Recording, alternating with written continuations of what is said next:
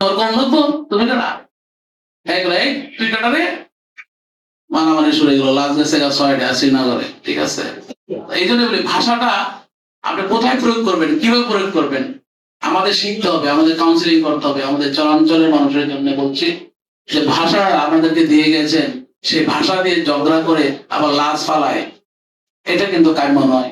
ভাষা দিয়ে আমরা অনেক কিছু জয় করতে পারবো, সেই ভাষা দিয়ে আবার অনেক কিছু নষ্ট করতে পারবো। কাজে ভাষাকে মূল্যায়ন করি, ভাষাকে ভাষার জায়গায় রাখি, ভাষার সাথে ভালো ব্যবহারটা যোগ দিই, এবং সেইটা দিয়ে কিন্তু আমরা এই উপজেলা থেকেও দেখবেন অনেকেই অনেক ধরনের ভাষায় কথা বলে, আবার অনেকে দেখবেন অনেক সুন্দর ভাবেই কথা বলে। যেটা সুন্দরভাবে বলা হয় সেটাকে মনে রাখে, কাজটা সহজ হয়। কাজে আমি মনে করি আসলে আমরা সবাই ভাষার প্রকৃত ব্যবহারটুকু শিখি, প্রকৃতভাবে ভাষার মূল্যায়ন করি।